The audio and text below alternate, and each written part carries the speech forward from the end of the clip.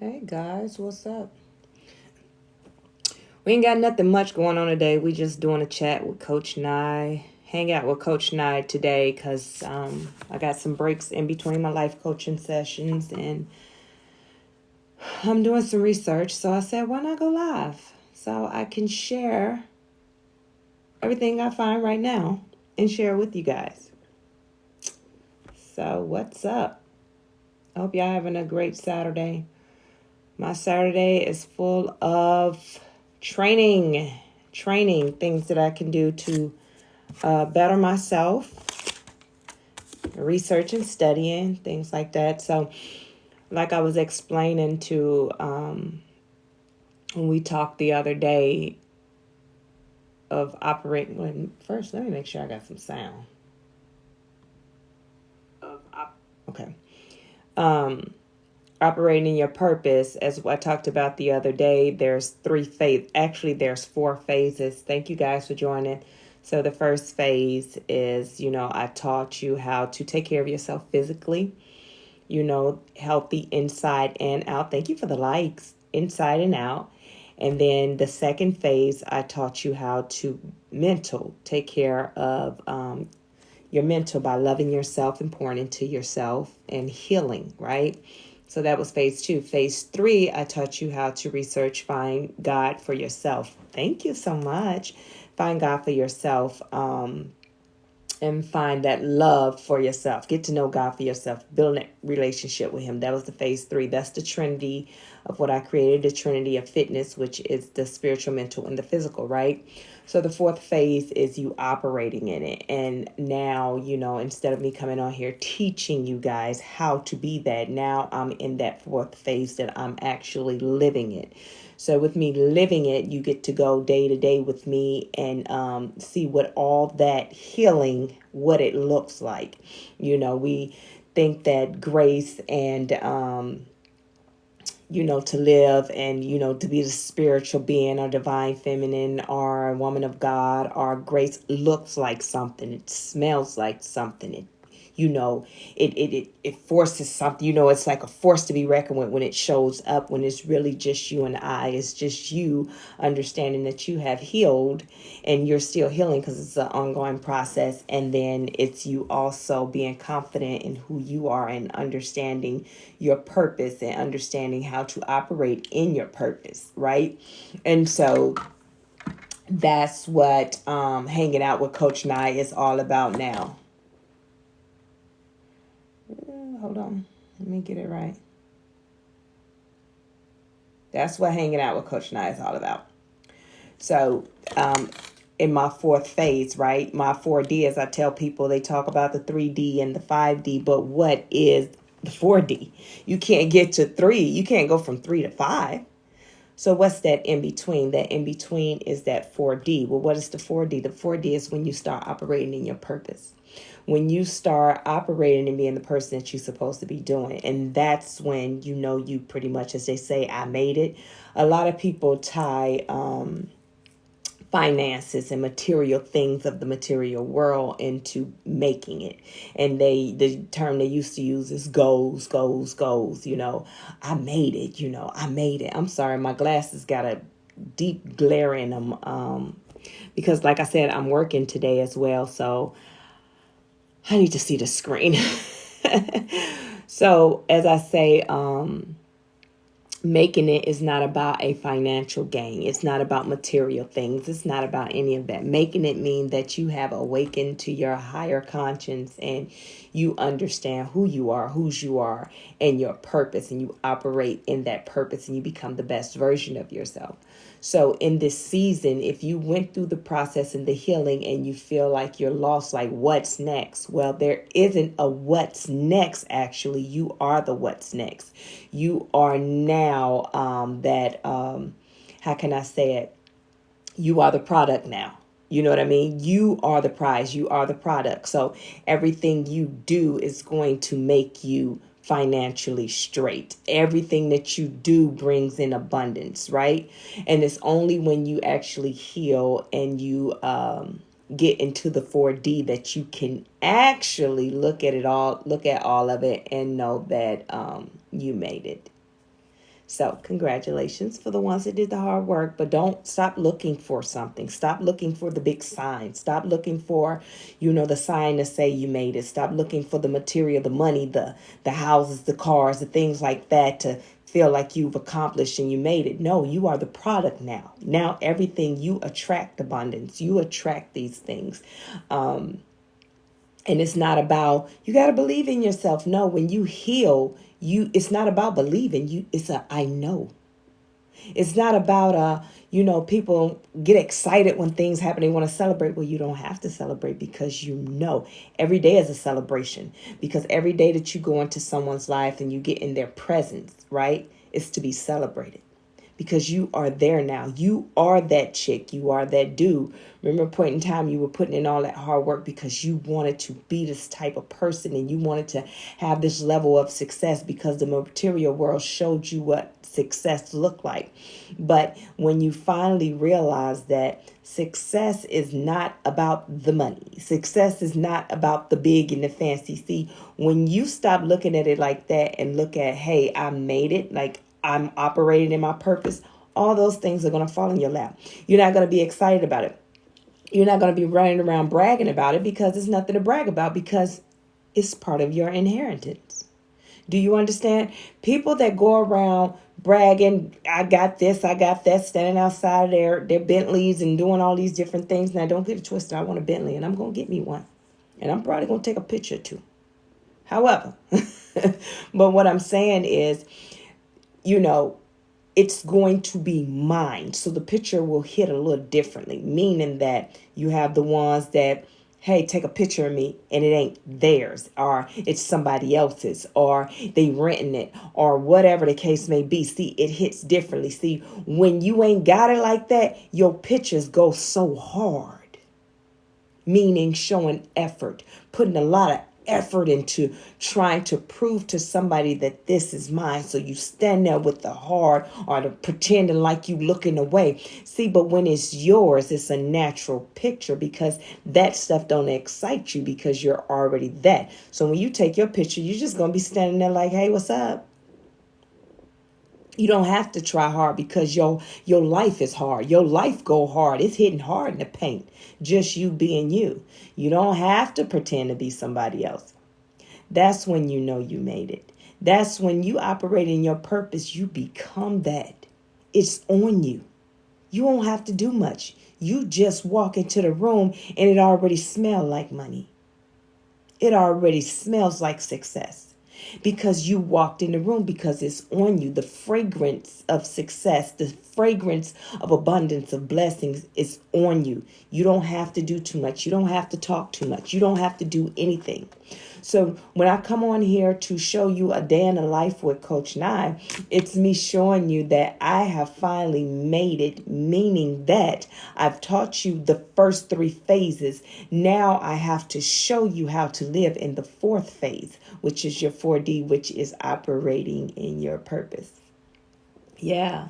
So it's not so much about me coming on here getting a word out. It's just, hey, whatever comes, comes. We can chat. We can not chat. You can hang on out. You can not hang on out. And it's okay. I can have 50 people in here. I can have 1 people. Yeah, I probably don't have none in here. And it's okay.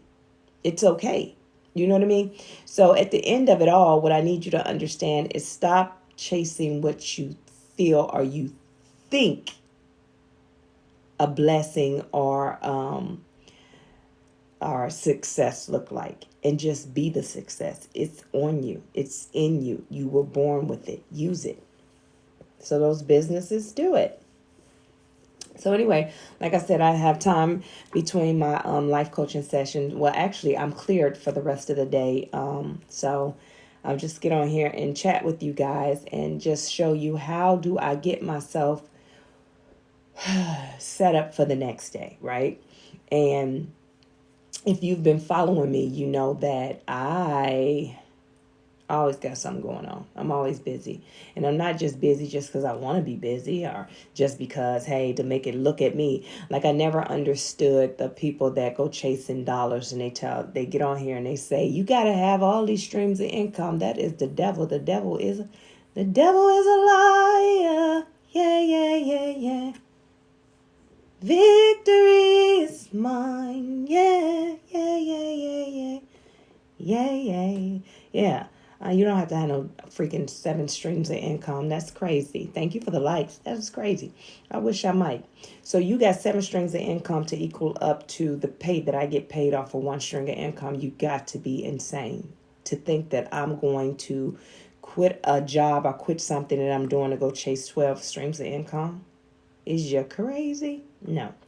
So I never flow. I never go with everyone. I never just go with the flow, whatever. I don't do what everybody else do. I do what I want to do, because every time they do something for the trend, and it's stupid, and they never think anything of it. Just like they get on the new trend, whatever new word come out, they run with it, and it's just become, yeah, that's my word. It's just the craziest thing to me. It's the craziest thing to me that, one person do a trend and it goes viral, and everybody else like, hey, let me put my tip in, let me try it and let me do it. And I'm a make a fool of myself. And see, that's the thing about with the social media, operating in your purpose and chasing a purpose.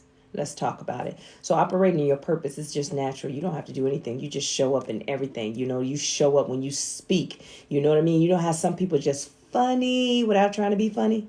Because it's in them. It's just who they are. It ain't even nothing that they did they didn't do anything. All they did was show up, and everybody having a good time, getting a good laugh, because it's in them. It's natural. It's them. It's just who they are. But then you got people that want to chase down a purpose, somebody else's purpose. It's not their purpose. It's not their purpose at all. It's not their purpose in life. It's not even their passion. But I'm going to chase it down because you're doing good at it. So I'm going to make your purpose my purpose. Now let's talk about how dumb that is. Now, the reason why that's real dumb is because I'm going to chase something down to make it fit, to make me feel good, to make me feel accepted so people can accept me. So I'm going to chase this down and I'm going to become that. I'm going to put that shirt on. That shirt color don't look good on me, and it's not for me. It doesn't even fit. Let's talk about it. I always talk about Cinderella. So same thing. I want to be Cinderella so bad. So I'm going to force that glass slipper to fit on my foot. Toes hurting, feet balled up, they throwing up signs, all that. And I'm going to put this shoe on because I want to be her. I want her destiny. But nobody ever checked to see her story. They can sense her glory because the prince is looking for her. The prince is looking for her, so they know she is destined for greatness. But they never checked out her story. See, what they looked at is rags to riches, rags to riches, and it's not how it was. She was rich before the rags. She was rich before the rags. So let's look at it spiritually. She was born into a world unbroken, blessed, with inheritance, with everything that she needed, provided with everything that she needed. And then life, the material world, life broke her. She became broken. And when she became broken, thank you for the follow. When she became broken, what happened next? Now somebody seen the spirit in her. See, the person that's for her seen her. See, a man knows his wife. That Adam said, that is my rib. That's my wife. I want her. Now, I just broke it down spiritually. And let's get back to the story.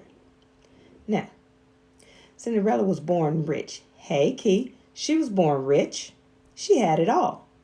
Her father married this woman, got her funky kids up in the place where they live at. Father passes away, and guess what Cinderella is? Now she the servant. Y'all, my daddy's gone. My daddy, which I inherited all. I inherit everything. This is all mine.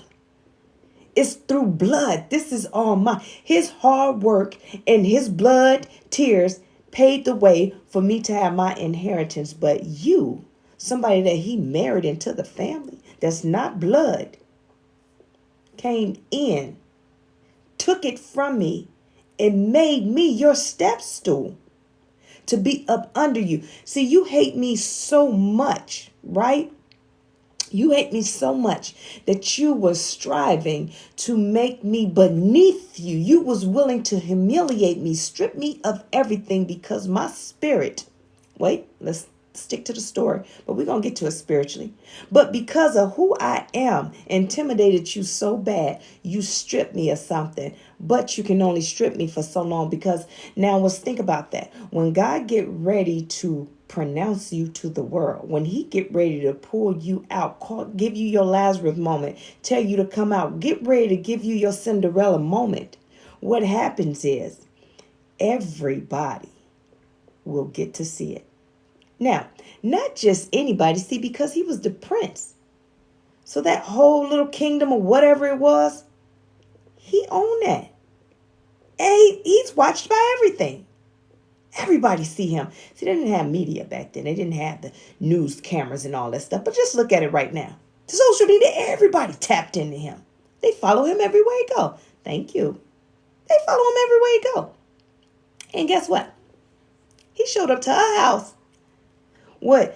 Big Stank in them at. Big Stank, her sisters, and a stanky face mama. They answered the door like, yeah, baby, come on in here. Now, they done trained their foot. Now, listen, they done trained their toes for these couple of days, because they know the prince is looking for somebody that can fit this shoe, right? Somebody whose rib fit his rib. Somebody. So guess what they did? Stank and them went up in there.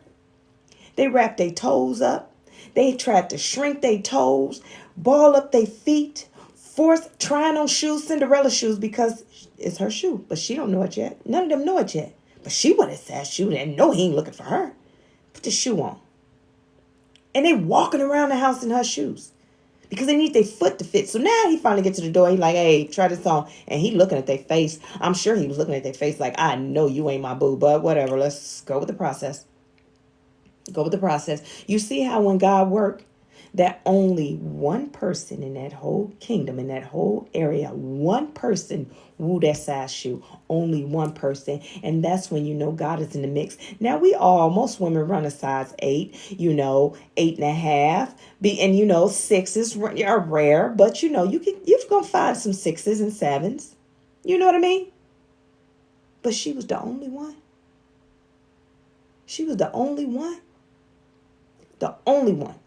Everybody tried it on, and she in the back because she don't know her own worth. She know who she is, but nobody care who she is. So she played herself small, very small. And that's what happens. This is what childhood trauma comes from.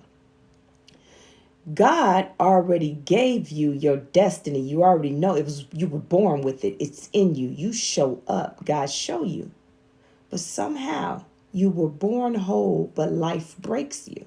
Whether it's your parents, whether it's your friends or whoever, they break you, and they break you down so you will never know who you're supposed to be. Because if you possibly ever got a chance to know who you are, there's a chance that you might be better than them and leave them. So they broke her.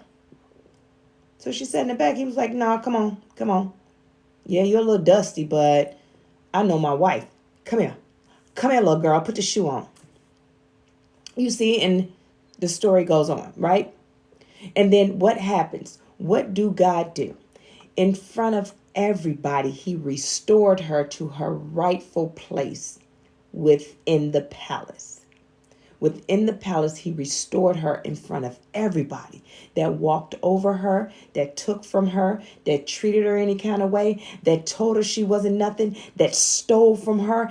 Everything, he restored her immediately, suddenly, restoration, suddenly, just like that. Just like that. And immediately, as they say, your enemies will become your footstool.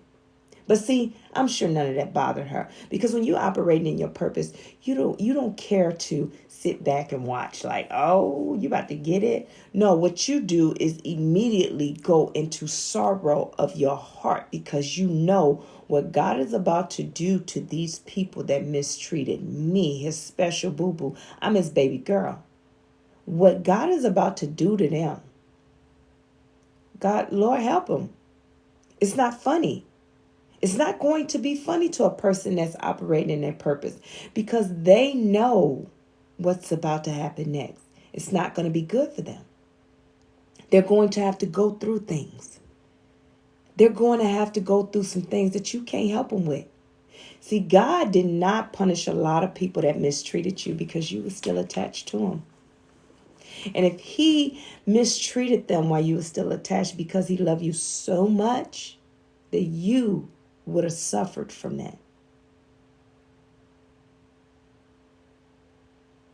So he got to let you be. You know how parents just let her go. Let them go. They going to learn. You can tell them all day, but they ain't going to learn. You can say that all day. But guess what? So guess what God did? Let it be. So in these times and things that's going on, stop worrying about what people did to you. It was supposed to happen. It needed to happen. In order for you to operate in your purpose, you have to go through the healing. You have to go through things. You have to go through all these things. And the reason why you have to go through them is we're going to call it the pruning. You have to go through all these things because of the fact when he get ready, when the enemy shows up, because he keeps showing up, the enemy ain't going nowhere. It's going to always show up. But now you know the enemy by his name, by his features, his characteristics, the way he talks, the way he moves. You know the enemy. Because that was the whole reason of going through the training. Your heartaches, your trials and tribulations that you thought was really just training. Yep. For such a time as this. So now that you are where you're supposed to be, now what? Now what? Nothing can bother you. People are going to talk about you. People are going to laugh at you. People are going to say things when you start elevating there and getting to where you're supposed to be, ascending to your purpose and operating in that power. They're going to talk about you. They're going to laugh at you. They're going to hate on you. They're going to sabotage you. They're going to do all those things because it's their job. They got a job too. The enemy got a job too, just like you got a job. You got a job to operate in your purpose, do your Father's business, and the enemy has a job to stop that, rebuke you, take away from you, and everything. That is his job. But if you focus on him doing his job, then you ain't doing your Father's business. So if you're not doing your Father's business, what good are you? What good are you? Because everything you do, he has to get the glory. So if you out here just being nasty, then that means that you need to be over there with him to kill, steal, and destroy. That's what you need to be over there with him doing that.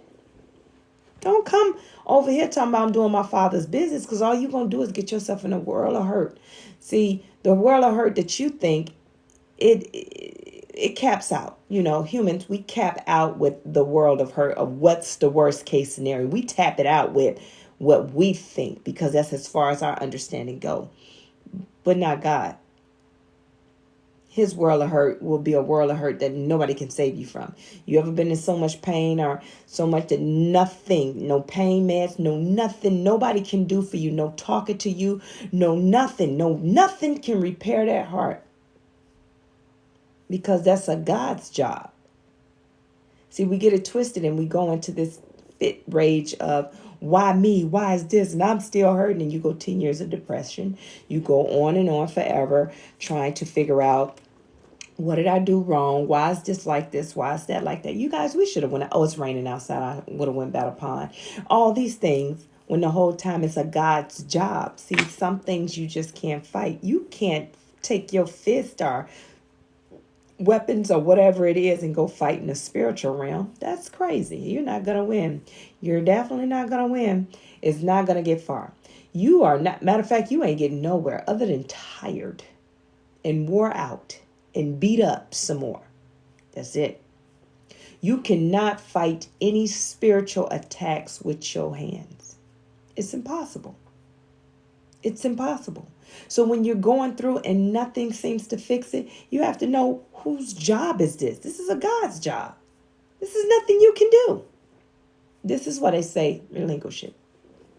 So, so that's what I wanted to just talk about, that when you're operating your purpose, get ready for your inheritance. This is your season to get your inheritance. Everybody thought, and this is so funny, you know how we talk about the last will be first? And the first will be laughed. Well, this is the season we're living in. We're living in the season that everybody that was that chick or that guy and they had all the money and they were, able to, they were on TVs, they were their stars, they were this, they were that. And then, now you are here at the last looking at, I wish that was me. Well, ain't you glad that that wasn't you? Because they're about to be last now, because everything that they did, not everybody, but I'm saying the ones that they went and did what they were supposed to do and they got the fame and they got all that, they forgot about God. They forgot about God. And when you forget about God, he forget about you. And when he forget about you, it's just like taking the rug and pulling it from under them. And it's just like, hey, what you had never existed. All of a sudden, the ones that, I wish that was me, here you are, ascending, elevating, getting a little popularity, doing stuff that you wouldn't have normally done before. You over here opening up businesses, getting on lives, having conversations with people, talking, speaking, living your best life. All of a sudden now you're going and you're listening to empowerment, podcasts, motivational speeches, all those type things. Haven't you noticed people been listening to you lately? People been intrigued with you. That's because you're flowing. You are ascending, but what people think, they're capped out here. They're thinking that, oh, well, you ain't got no 100,000 followers. You ain't got no million followers. You ain't got no this. You ain't got no that. You ain't got blah, blah, blah, blah, blah, blah, blah. But you don't need all that. Because your rich and famous is not their rich and famous. You got to understand, when you start operating in your purpose, you jump timelines. They are still here on the 3D playing around, trying to look at me, I got more money. The whole time they're distracted by what's going on, the new shift. The earth has shifted. I was talking to my girlfriend today and we were just having girl talk. And her and another girl, they were saying that they didn't sleep. They was only operating off of something. I said, you know what? I didn't sleep at all last night either. And it's because it was a shift going on. It was a shift going on, a spiritual shift. And a lot of us missed the block by not praying. We scrolling, we doing everything else, watching TV. See, I'm bringing this to your attention now. See, there's a shift going on. And a lot of people call it the new earth, new timeline, whatever it may be. The ones that still down here operating on low vibration 3D, they're missing the whole elevation. They're too worried about looking at what the physical, only what their mind can comprehend, and say, well, they ain't got much followers. Well, they ain't got this. Well, they ain't got the fancy clothes. Well, they ain't got what I got. Well, they ain't got this. But the whole time we over here getting money. See, it's a difference. You may be getting new money, right? Money you ain't never even had before. But because you're operating in your purpose, you're acting like old money. I've been had that. And the reason why is because that has been your inheritance. You've been rich since birth. You're just now understanding who you are, whose you are. And now you're like, I always been rich. So now you acting like old money. While the ones that had all the money all this time is still in that 3D, in that timeline, in that low vibration, is acting like new money. Look at me. The whole time you over here living your best life. They think you don't have it because you're not showing it the way they show it. Let me explain to you. Do you know how many people that, even guys that have tried to date me or I've dated, right? This is what they do. It'd be the funniest thing in the world. It'd be so funny to me. I don't, because I'm never going to be like, oh, I got that. So if I'm invited out or something like that, I always drive myself, because you can't drive me, because you can't tell me what to do unless we're in a relationship. You ain't about to navigate me, because I don't know who gave you your GPS. I don't know where your GPS came from. But anyway, so, they want to show me they fancy cars and stuff, and they come out and they always start off like, hey, I got this business, I got that business, I got this business. I'm like, oh, okay, that's cool. That's what's up. Because I'm not a type of person, if I'm out and about, because at one point in time, like I told you in phase 1, I was always in gym attire because I was a personal trainer. I was teaching you. I'm the product. You know what I mean? So I got to teach you what fit look like, how to work out, things like that. So I'm the product, right? So they just assumed that I didn't have much. Or then if I'm out and about and I'm in some jogging pants and a t-shirt, they just assume that I'm not, I don't know what the nice fancy life look like. So, they would brag and say they got these businesses, oh, they got these houses, and they got this and they got that. And I'm like, oh, okay, that's cool. That's what's up, because I'm one of the type of people that's just like, oh man, that's what's up. I'm excited to hear great things. But what that interpreted to them was that I guess I need them. I don't know. It was just, they're weird, the weirdos.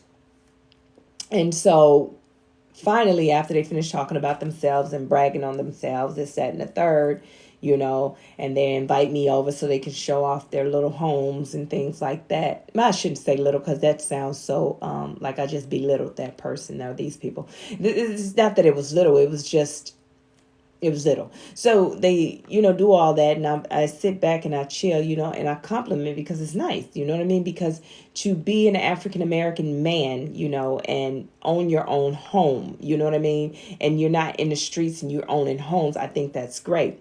But what I wanted to tell people, and people need to understand, just because you didn't see your Pop Hood, what's up? I still got a bone to pick with you because you made me mess up my floor. But anyway, but just because you are, now hear me clearly, just because you didn't see this growing up doesn't mean that that's not how it's supposed to go. If you are a grown man, you should own a home. I'm not saying you less than if you don't own a home. I'm just telling you what you need to be doing.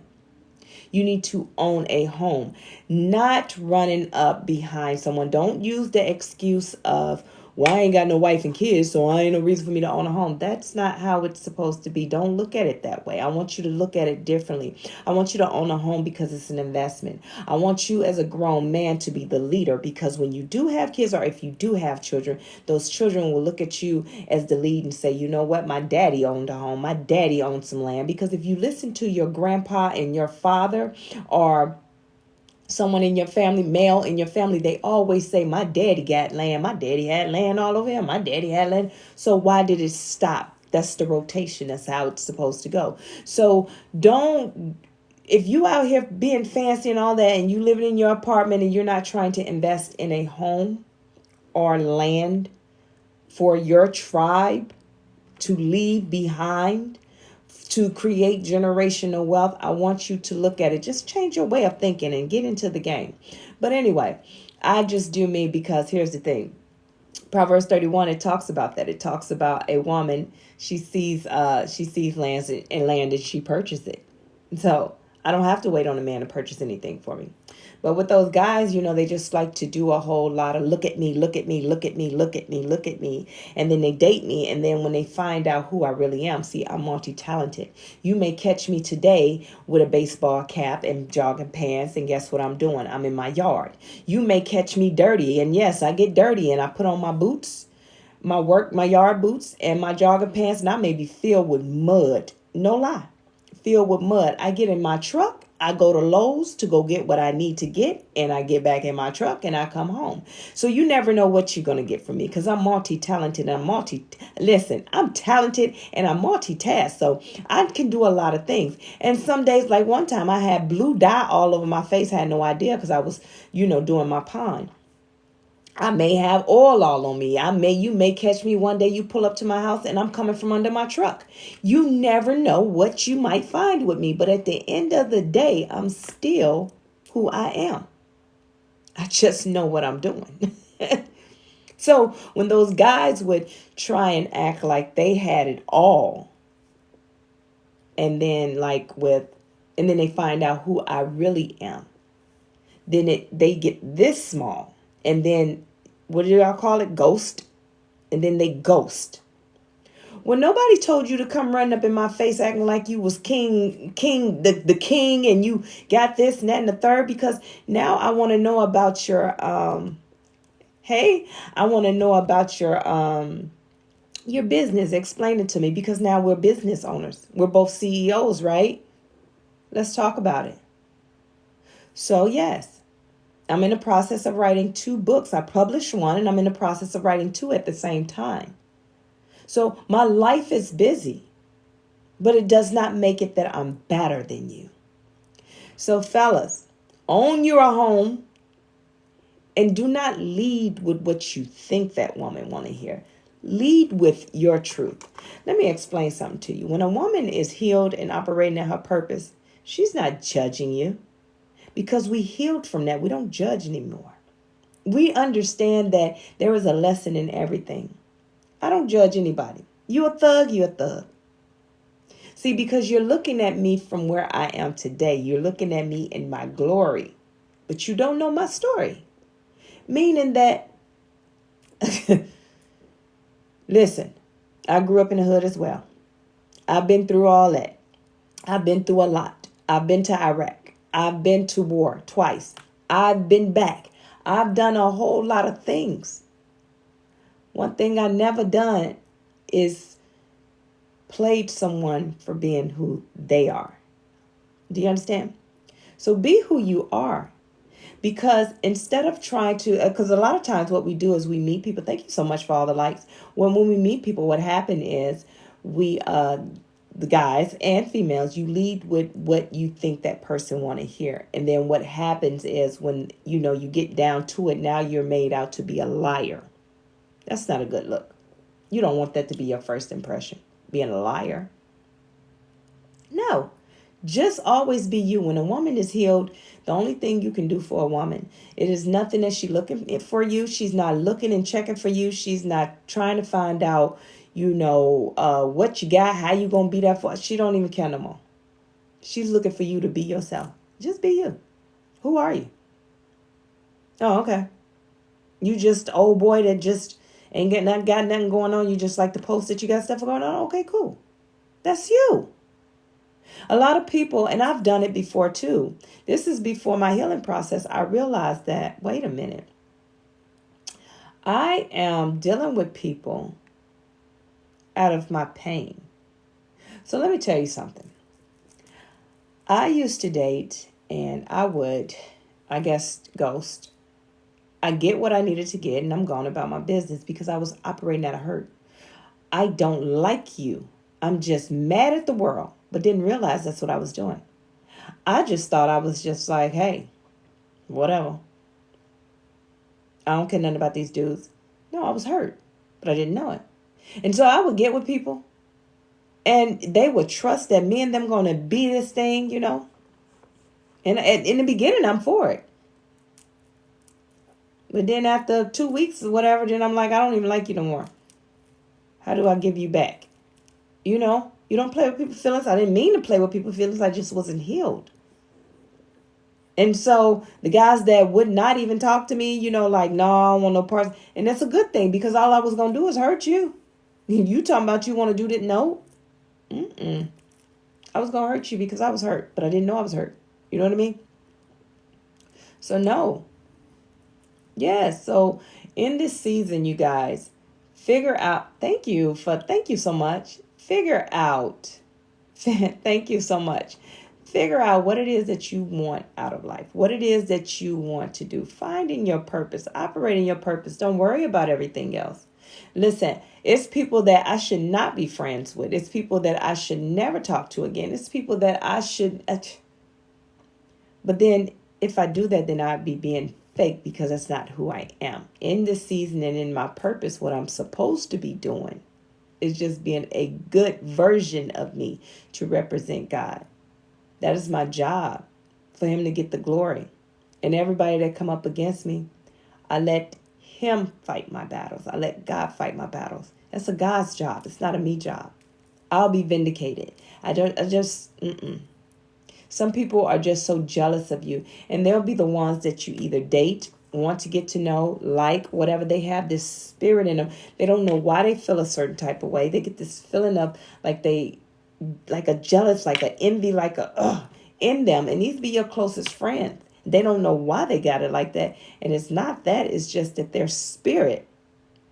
I'm disrupting the demons that's in them that's trying to listen. Everybody think that everybody think that everybody got a good spirit in them. It's not that they don't have a good spirit in them. It's just who else is in there with them.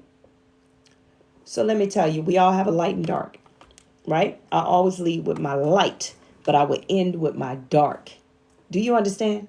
My light is I'm always going to be kind to you. I'm always going to love you. I'm always going to, because I know unconditional love. I teach self-love. I do these things. This is who I am. But what I didn't know, because I wasn't healed, that I will manipulate the situation, not on purpose. See, when you're not healed, you do some strange things and you don't understand it. You just think you just doing what you're supposed to be doing. So in my light, you meet me. That's what it is. But my dark was, thank you, Latrice. But my dark was, okay, I know that if I stop talking to you, it's going to piss you off. I'm not talking to you no more. I know that, you see what I'm saying? How you can manipulate the situation? Oh, you want to play with me? I'm going to reel you back in by being me, because I know you're coming back.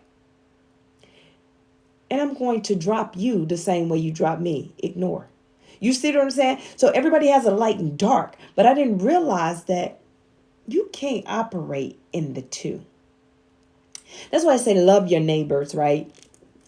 Everybody like, okay, I love my neighbors. Some people look at it as a racial thing, like, okay, blacks love whites. And some people look at it literally like your neighbor. And some people look at it like, oh, the ones that's unclean. And no. My neighbor, so who is my neighbor? My neighbor was the ones that always came up against me. Pretty much my frenemies. Those were my neighbors because we wasn't equally yoked. The ones I'm yoked with, that's of me, that's of God. We're operating our purpose. We're doing what we're supposed to be doing. But the ones that was not, those were my neighbors. So instead of me saying, you're my enemy, you're my neighbor. So I'm going to love you throughout this whole process. And it's going to piss you off even more and even more and even more and even more. But that ain't got nothing to do with me. My job is to love you. And this is a God fight. Let him fight this battle. I have to continue to show love. Now, everybody, it's not my job to tell them, oh, you going to hell because you this, you a homo, this, whatever, you going to hell. That's not my job. And a lot of people will go back and forth and say, oh, you wrong, because if you love God, you're supposed to tell them what it is and tell them the truth. Yeah, but that's not my job. What do I mean by my job? See, everybody love to run their mouth and speak on things that it's not their job. See, there's a job for everything. So if you go into a business, before you even get past the front door, you're going to run to the receptionist or the secretary, right? She has a job. Her job is to monitor that door. Matter of fact, you're going to go to the security. Let's put it at a higher level. You come in, you're going to meet security first. Their job is to make sure that there are no weapons or anything that can come into this building to hurt anybody. Check. Let's go. Now you get past that. The secretary job is to make sure that, hey, she's not a lawyer. She can't give you no legal advice. She's not a doctor. She can't give you no symptom check. She can't do any of that. But what she can do is ask you, what are you here for? What is your appointment time? What is your name? And seat you or direct you where you need to go. You see, that's her job. Do you understand? Same way with your father's business. In his kingdom, in the kingdom business, there are certain jobs that we have. Everybody getting mad at people because they get on the social media and they tell it like it is. And they truthful. They tell it like it is. Well, bravo. But that wasn't your job. So you ain't getting no kudos from God, because your job was to go over there and do something totally different. See, my job, my purpose is to teach you about love. To teach you about love, how to go within and love yourself and understand God and how to fit God in that. And in doing that, sometimes I tap into categories. It doesn't mean I dwell on them. And that is the spiritual, the religion. But I don't teach that. That's not my teaching. My job is to teach unconditional love, how to become the best version of yourself. And then it taps into, we talk about women of the Bible. And then I break down some of the women in the Bible and why Do some people go and they say, well, God is feminine. God has feminine and masculine. My job is to break that down to you. And it's not to dwell on if God's female or male, if God is, black or white. It is not to do that. My job is to break it down, bring clarity, and bridge the gap between the generations. That's my job. So, yes. People come and they say, well, you're going to hell for this. Well, that's not my job to do that. And then they will try and hold me accountable. Well, you should be telling them this. Well, that's not my job. But see, a person like that will never understand because they're operating in their ego and in their pride, which is their spiritual. Meaning God said that people will start becoming lovers of themselves, and then that people will start being their own gods. See, when you go within and you operating off your ego and your pride, you become your own God and lovers of yourself. And then guess what you're hearing? You're hearing what you want to hear. Then your material God steps in and the Prince of Air tell you what it is. And you think that is you speaking or God speaking. God is going to put the right people at the right time. See, one thing I learned as a leader, right, when I was in the military is I can put out the same message, but I have to put it differently for different groups. Meaning that this is the mission that needs to get done. But I know this soldier here is a little sensitive. This one is a little hot-headed. This one is a little ditzy. This one can't comprehend. This one got in the army. I don't even know how you got in the army. So I got to break it down as they called it in the army, Barney style. So let's go to it. This one right here, I can cuss this one out and tell him or her what the mission is. Cussing them slap out. And they going to be like, Roger, Sergeant. Go about their business, get it done. But if I'd use that same approach to this one, guess what? Oh boy, I got a problem. This one about to break down. Got to go see a chaplain and everything else because I done killed the self-esteem and the mental. Do you understand?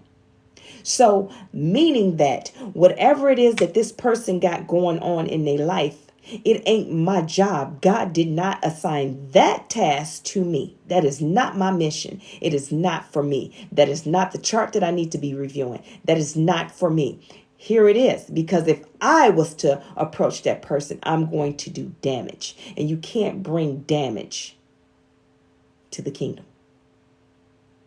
Now, if I do damage to the kingdom, guess what's going to happen? God's going to have to do damage control. What does damage control mean? Meaning me having to learn a lesson in what did I just do to harm the job. So God has someone for that person. You just mind your business. So you don't have to have those conversations if you understood and was really tapped in as you say you are. Because God would have already told you, you better shut up. You better not open your mouth. That baby on his way over here, going about your business. Matter of fact, you would have understood the mission and you would have had a task going on anyway that you wouldn't have been in that same vicinity with that person. Everybody think like, oh, I'm just keeping it real. I'm going to keep it real. But nobody asked you. I'm just keeping it real. I mean, you look good, but you don't look good at all. I mean, I wish that, if they put on some other shoes with that outfit, but you don't even have a pot to piss in. I hate her decorations in the house, but you don't have a house. You can't even pay rent. You stay with somebody. Your scalp stank. You talking about her wig, but your scalp stank. How about you take yours off and wash it? I mean, I don't understand. Here's what I'm saying. Man your business. When it comes down to it, you will be able to show everybody that you have knowledge. It's just not for this one. Yes, Dwayne. Man your business. You're going to know what it is that you're supposed to be doing. Just do your job. Mind your business. Just because somebody going through, listen, I'm going to be honest with you. You can walk around, it could be 12 homeless people outside. That does not mean that, oh, let me go in my pocket, give them all my money. He got somebody coming for them. If God has not gave you the discernment to do that, just because it's a good deed does not mean that, hey, you should be doing just like the Ark of the Covenant. It was falling, the man, good deed, let me catch it. Guess what? God said, don't touch it. Died immediately. Immediately. Immediately.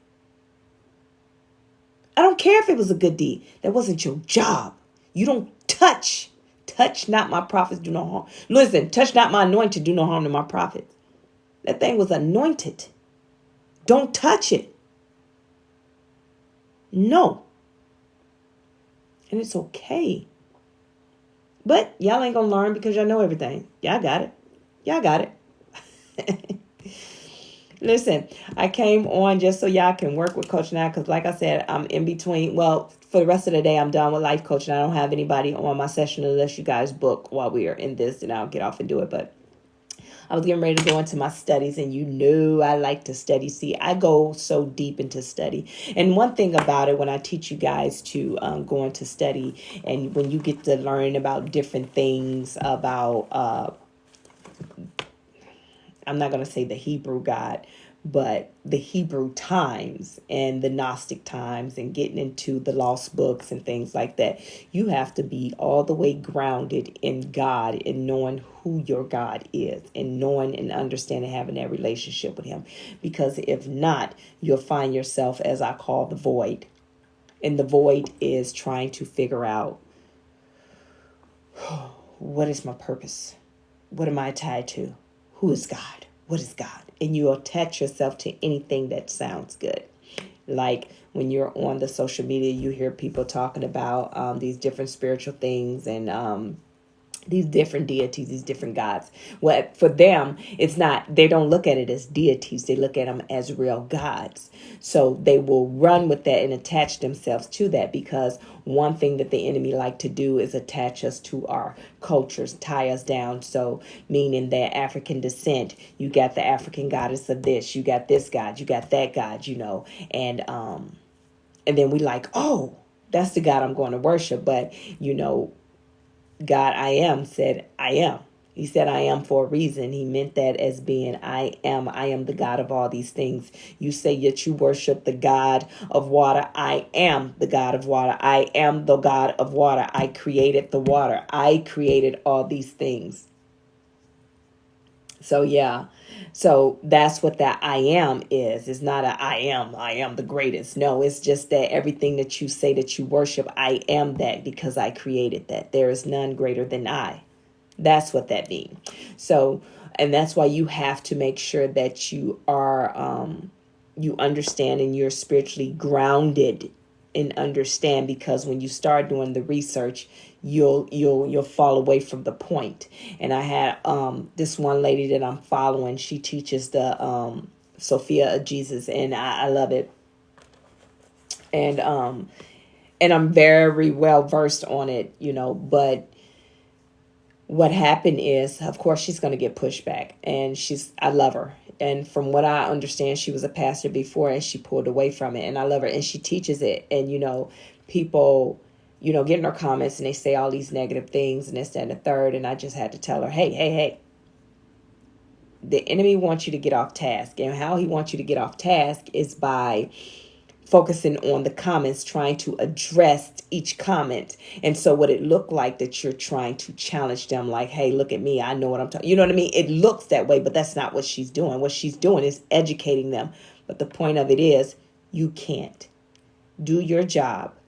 Teach what need to be taught, because a lot of people think that the Sophia of Jesus Christ is a thing of false, and this, and you can believe whatever you want to believe, but it's a message inside of there that taps into the reality, our God, I am, right? And the reality is, because we are human, we're so curious about things. The enemy and people put things up and it makes us curious. So which God's way is, okay, teach it to them so they'll get an understanding, but that's not what all I am. Teach it to them so they understand what it is, so they won't just run with anybody and attach themselves to that. Because what'll happen is then you'll make Sophia the God. And that's what a lot of people believe that's what she was. And that's who she is. But you have to do the research for yourself. It's a whole deep thing to it. So the meaning behind it is she played a role and she was wiped out and erased out. Why do you think that's so? Well, that's part of the research I did. Why is it so that they never really talked about women? Well, you can tie it back to Sophia, right? Sophia is just the wisdom of Jesus Christ. That's what Sophia stands for, the wisdom, right? So, yeah.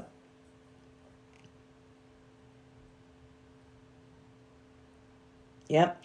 So right now I've been doing my studyings, but I've been doing studies on the different women and from the Bible, meaning the ones that crossed path with Jesus and was really into a part of his life, right? And where it stemmed from. And so that was something that I came, hey, what's up, Louisiana country boy? But that's something that I on my Saturday, that's what I was going to do. So I just brought you guys in while I was doing some research. So some of the stuff I wrote down. So we talked about, a lot of people trying to figure out like, oh, well, God's a woman and God's this. That's not the important part. Then before that, it was always, oh, God is black and God is this. Well, that's not important. What's important is what I need you to understand is who he is. Now, I'll teach you some things about him that can give you his characteristics and things like that. But the whole point of it is, see, this is how the enemy will trick you and get you off course. He always want to cause confusion. God is not confusion. He is not confusing at all. Nothing about God is confusing. Nothing about God is confusing. Nothing about him is hard or frustrating or irritating. None of that. None of it. Nothing. Do you understand me?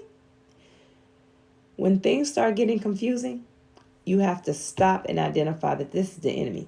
This is the enemy. This is the enemy. And what do I need to learn in this moment so I can untap, so I can get out of this, right? And so that was the thing. Even with the feminine side of God, you have the...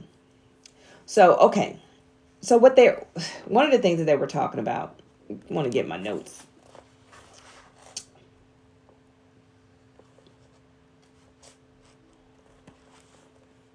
One of the things that they was talking about pretty much was, men.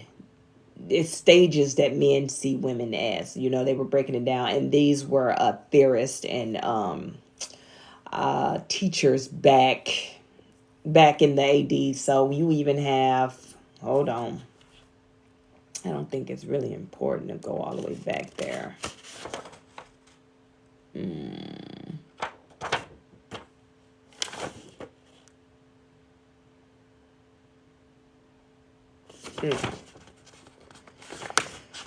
Because I really don't want to talk, because it goes all the way back to the Holy Spirit being feminine. So where it comes from when they talked about it back in Hebrew times, right? When God created the world, they were saying that's the masculine side, the creator, the masculine side. And the feminine side is the things that he did to it. So he created the world. And what it is, the feminine side did the details, which is the stars, which gave the life, you know what I mean? Those type things. And that's where they had to tie that into something. Now, granted, in Greek terms, back in Greek, hold on, let me make sure I get this one right, because I want to make sure you guys can get all of that.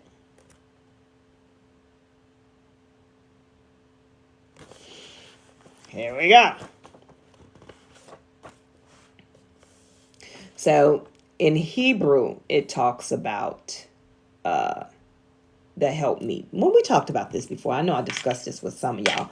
We talked about, is this what they call the Gnostic? Yes, this is what they call the Gnostic's gospel. Yeah. And that's why I say it is so hard to, for people, they hear stuff and they run with it and it become their God. And it's not what it is. So what I'm teaching you, I'm not teaching you to walk away and go research. What I'm teaching you is to get the basics of it so you won't get stuck on it and then you find yourself forgetting about God. because you're so focused on these new things that's coming out now. So with the help me, as we talked about in Hebrew, it was help me, and it as it got to English. Okay. So, hold on. Let me get my puzzle together.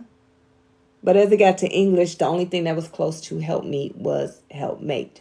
However, Azar, which means protector, that is the opposite. That is the twin side of the male. So the male and the female. So the Azar is the protector. We're the helpmeet. We're the part to that. But a lot of people, they took that and they turned it into like we're beneath or behind. But what that meant is that we're equal.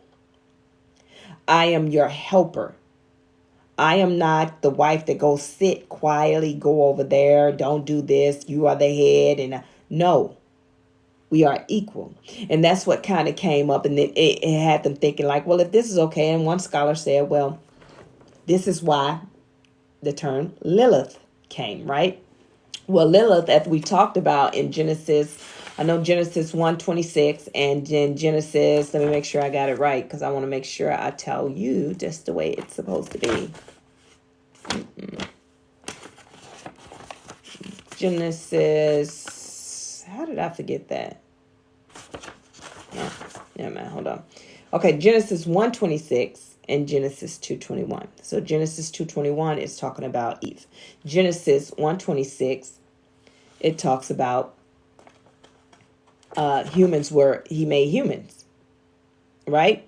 And then pretty much like woman was made at the same time, right?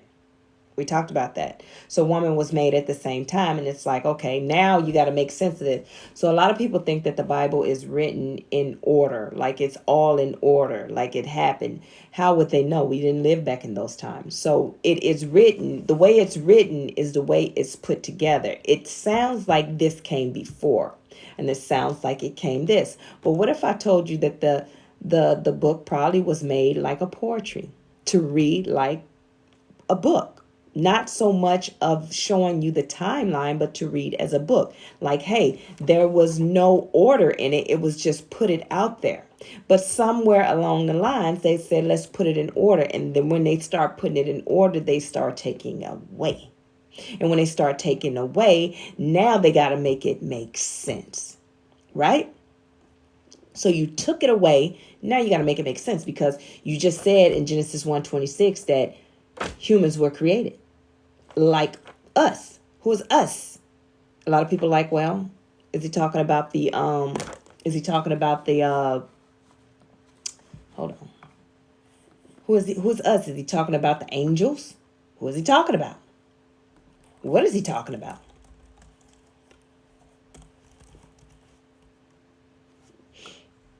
What is he talking about? Hold on. I'm sorry. I'm just getting at some of the stuff.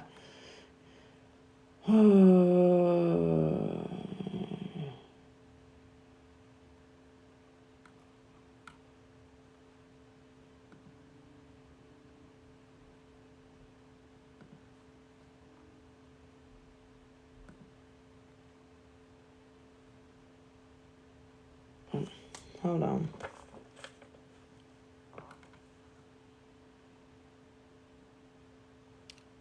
Hold on, guys. I'm looking for something.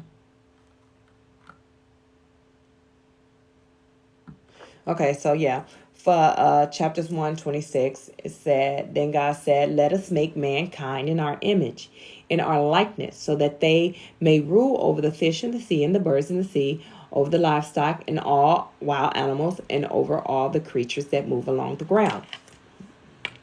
Now, like I said, they take stuff out. Now they got to make it make sense. Now, who is this? So God created mankind in his own image. In the image of God, he created them, male and female. He created them. He created them. But when you look at 2,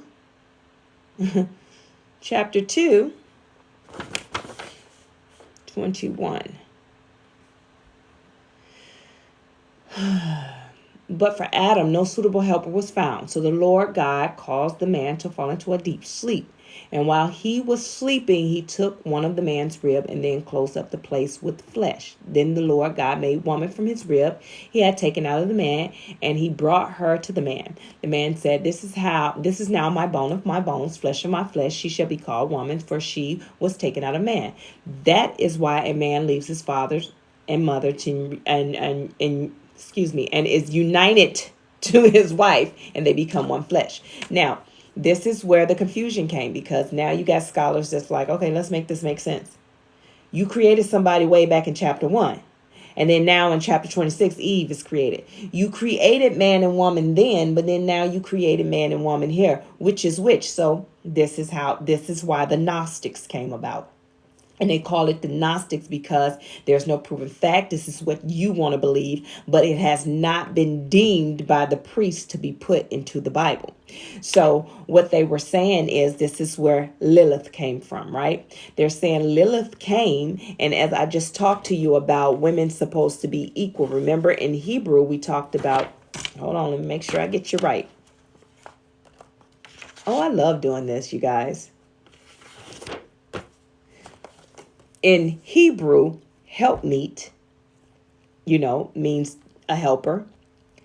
Azar, which is a protector, aid, a help, successor.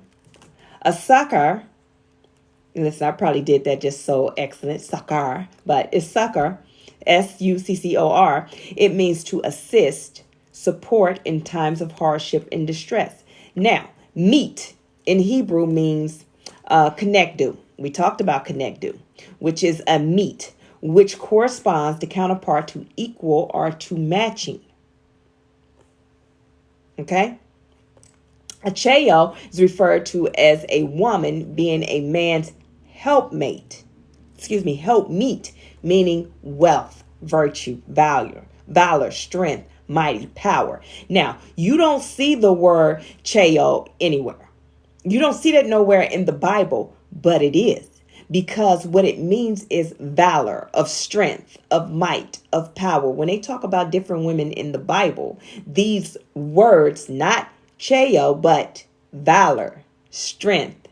When they speak of these women, this is what they're saying. Okay. So anyway, fast forward. So now you got, who is this Lilith person? Well, Lilith was equal. She couldn't understand. And this is the story that was behind her. She wanted to know, hey, she's here with Adam, and she wants to know who's in charge here. I'm just paraphrasing that. Who's in charge? Who's in charge? And it was said that God said, you both are equal. And she was like, no, if we're equal, then nobody can be in charge. See, that's why the whole story of that came up. And the reason why it came up is because they got to make sense of this. How in chapter 126, you say you created humans in your, people in your own image. But then in 226, you bring in Adam, somebody to play with because he bored. He was bored. So that's what that came about. And then Lilith had to be sent off, destroyed, taken away because she wanted to be more powerful. She wanted to be the one in charge. So it didn't make me think that's probably why they keep labeling us things and saying things about us, talking about y'all know everything. That's because we do. It was from the beginning of time. We were born with strength. We were born whole. Let me tell you why we was born whole. Now, if you jump over to 221, right? You jump over there in Genesis, and it talks about what? So the Lord God caused the man to fall into a deep sleep. And while he was sleeping, he took one of the man's rib and then closed it up with closed up the place with flesh. Then the Lord God made a woman from the rib. Y'all was broken. We was made whole. Our ribs went toe out. We good. But this is why they said, this is why the whole Lilith thing came about. Now, what you believe is what you believe. I'm not here to say yay or nay, but what I'm trying to do is she's not in the books, in the book that we are given to read. She's in the lost books. Yes, in the Gnostics. So that's how that came about, right? And then Eve came to be a helpmate, meaning that if she's still considered a connector, then why over time did they put us in the place of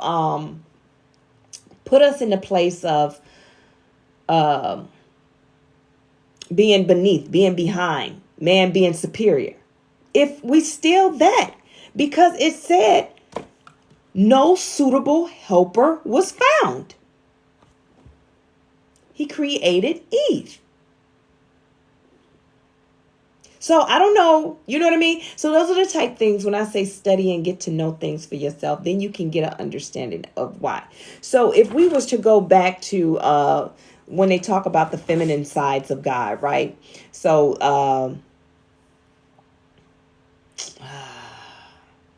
I kind of want to save that for my YouTube video, but we'll just get to understanding the divine female. So then scholars back then, they wanted to do the whole create the female archetype from a man's view. And the female archetype is the four women. It is Eve. It is Mary Magdalene. Did y'all know they called her Helen as well? A lot of people don't know that. And then you got Mary, the mother of Jesus. And then you got Sophia, which is wisdom. Right? Eve, she's seen as desirable, right?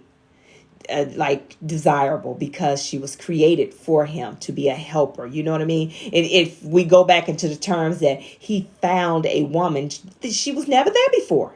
She was never there before. She was there with him. She was created from him, but she was never there before. Can you imagine what that looked like? He looking at her like, what? What is that? What is this? Why she look like that, God? I'm like, bro, what's some things hanging in front of her? What is she doing? Like, where's her tail? And her grapes that hang with them. Where's that at? What is this? Okay. All right. You move like me. I mean, when you do this, things move. When I do this, things at the bottom move. When you do this, things at the top move. Like, can you imagine him like, what? Okay. All right. Okay, bone to my bone. I see I got some more skin on top of wherever I had surgery. I got some surgery, so okay. Okay. Flesh of my flesh.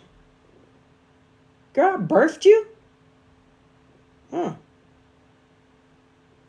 I'm going to call you woman. Because I'm a man. I'll call you woman. Right? He thought he was smart too. But anyway.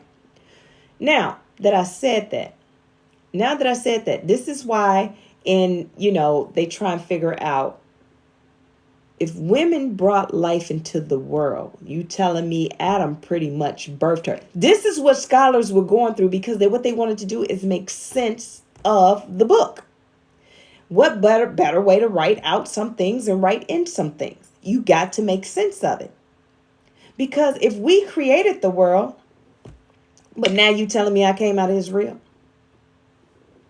That's where the whole process of elimination of what should go in the Bible, what shouldn't go in the Bible, what's real, what's not real. So those are the type things that I've been studying, and I had to get to the root of where did it come from? Why did that thought even come to be? Why was that even a thought? Why? Right? And so that's where that come from. Anyway, so Eve is seen as desirable, right? That helper. And Mary Magdalene, did I say it right? Magdalene, which is Helen. She was looked at as we talked about. Let me go back here. How they never really said the word Cheo. Is a woman of being a man's helpmate, wealth, virtue, valor, strength, might, and power. Well, that was Mary Magdalene. See, she was tainted. People tainted her as being this prostitute, being this woman that had all this. They're getting her confused with someone else in the Bible because some of the writing sounds so similar, but she wasn't a prostitute. Now, she had 7 demons sitting up in her. She had 7 demons sitting up in her. She definitely had that. She had 7 demons sitting up in her, sitting like this. We ain't going nowhere. And then Jesus came, drove them out, and they were like, who art is thoueth? Getting up, pack your bags. We got to go. We got to get up out of her because Jesus said I can't stay. Right?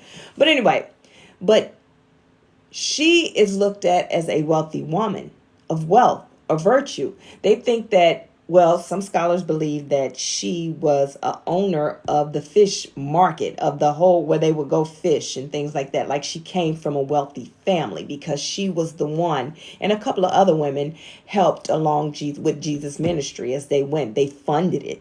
They funded all of it. Maybe that's why men feel like they could just lean on a woman could take care of them. But no, I'm just kidding on that part. But she funded that. That's where that came about.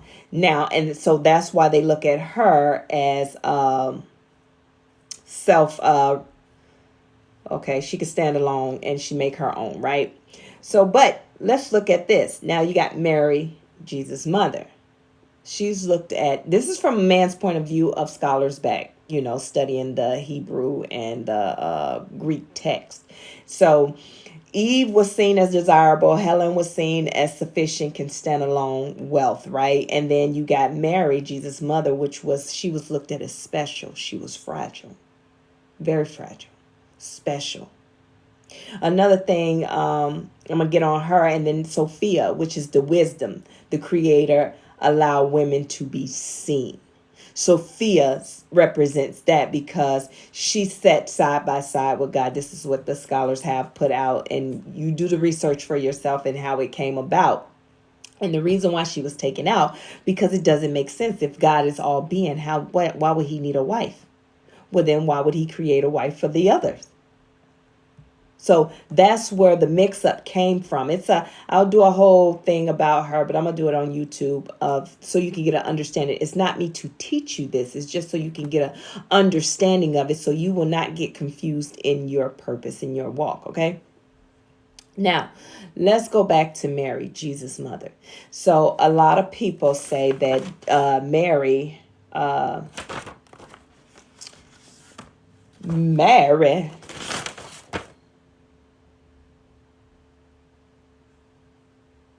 Okay, I just want to make sure I'm looking at something.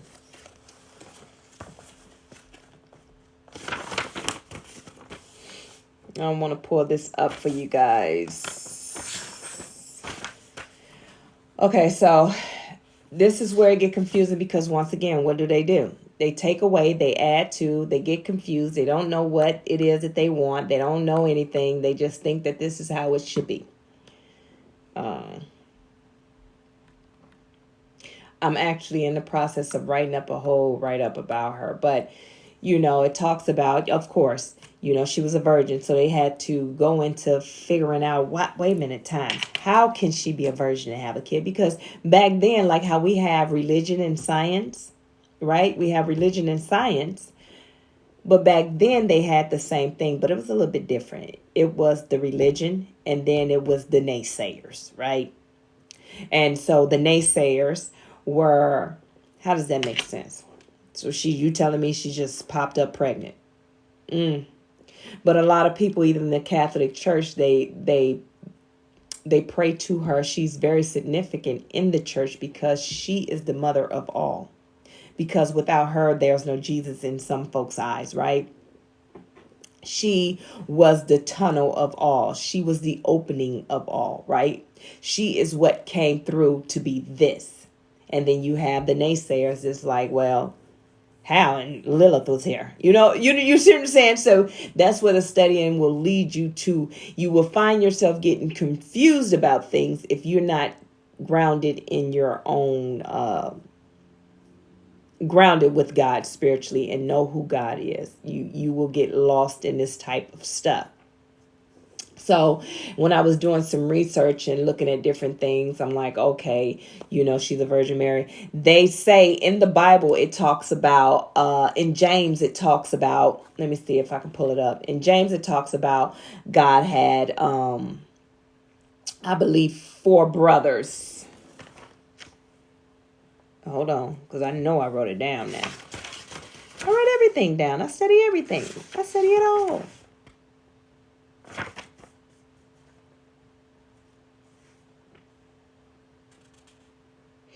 Yeah, they looked at Mary as like the surrogate, right? She's a surrogate for all. But anyway, in James it talks about how many brothers he had, and they're saying, yeah, they saying he had like four brothers, and they say sisters with an S, so it's plural. So no one ever identify how many. We're just gonna assume two because it says sisters. It could be more, could not be more, but you have some writings that say in the Catholic, Mary stayed a virgin the entire time. She never had any kids. So now the confusion come of, okay, did she have kids or didn't she have kids? So I was just thinking last night when I was studying, I'm going there. And so last night I was studying, right? And I was like, okay, well, what was that like? This older man get this little teenage girl, right? Because back then, if you ain't married by a teenager after you come on your cycle, something is wrong. They will stone you. They will stone you to death. Yeah. So this older man get with this woman and she talking about some, I'm pregnant, Joseph. Joseph like, the devil is a liar. Yeah. Amen. I ain't that baby's daddy. And Gabriel had to let him know, like, look, you is that baby's daddy. Just for show. Because the Father is greater than you. But for show, for right here, in this 3D, in this Prince of Air, in this material world, right here, you going to be that baby's daddy. And you going to take care of her. Can you imagine what that was like? The responsibility of that? Just like, man, you chose me to be the protector over this? And God sit back like, not really. We just going to let you think that. I'm the protector of that baby. You just going to play the part, play your role, But really, I thought about it. If you were a man, let's take me. I'm the Mary. And you are supposed to marry me. And you can't wait because I'm a virgin. In your mind, it's about to be some good. Right? And then an angel show up like, listen, don't touch her. She is not to be touched. Don't ever touch her. This is the golden goose right here. And then after we get married, would you even want to touch somebody that is that holy? I wondered that every time he see her, he wanted to fall on his face, but he knew he wasn't supposed to worship her. But he got the Holy Grail with him. You're the protector of the Holy Grail. I'm here. My wound is that powerful that I don't have to be touched. God is using me as a surrogate to bring life, a whole new nation. Listen, y'all sitting out there and the whole time, y'all got Jesus' bloodline. Y'all are his greatest great granddaughter and grandson. I'm just saying, So I just have you thinking, like, what was that like with him? To have a wife that he could not boast about, because if you do that, think of what would happen to Mary. Listen, didn't nobody know? They talk about it in the Bible, the Virgin Mary. Nobody knew that she was a virgin. That's a secret they had to have, because if they knew, then they would have offed her, stoned her, because there's no way that you can have a child. Yeah, they came after Jesus. They knew it was a baby born. They came after him, but they didn't know it was because she was a virgin. Because they can get in touch with her. They know where she at. They can get her. But it ain't about her. It's him. But girl, you that magical that you can just pop something out? Take her out too. Take her out, because she might birth another one. She's the portal. Take her out. Do you understand what I'm saying? So in the Bible, it's things that were taken out and things that were put in. It does not make sense. And then when you read, that's the part where I tell people, like, the book is full of secrets. It's the biggest prophecy of all. The Bible is full of secrets. And that gap is where you're supposed to tap within and go within and allow God to guide you to what it is that you need to know to fill in that gap. Some people just leave it as that. Just leave it right there at that. They leave it there, and that's all it becomes. So she didn't have many more kids. She stayed a virgin. Some say it was Joseph's kids that he had before her, or other wives. Do you understand? So that's where that comes from. So yeah, my friends, I love teaching that. I love teaching. If y'all need a life coach session, or you want to do some more learning, you guys can always reach out to me, and we can do that. But like I said, today I was just decided to just hit live, and I was going to do some studying and things like that, and researching. And well, I'm glad you did too, researching. And I said, well, let me go ahead and press live, and then you guys get to see the day in the life with Coach Nye. This is what it is now. This is the day in the life of Coach Nye. I am that Proverbs 31 woman, my modern day Coach Nye. Proverbs 31 woman. I am operating in my purpose. I am the product. I am the prize. You know what I mean? And that's how you have to see yourself. You have to see yourself as that person, as that one, the one that is here to do your job. You're in your purpose. You're not here to be anybody else but yourself. That is it. That is all. So I really did enjoy today. We can go on and on and on and on, because I'm all with it. You just let me know if type it in there if it's something that you want to know about, because we talk about all different things over here.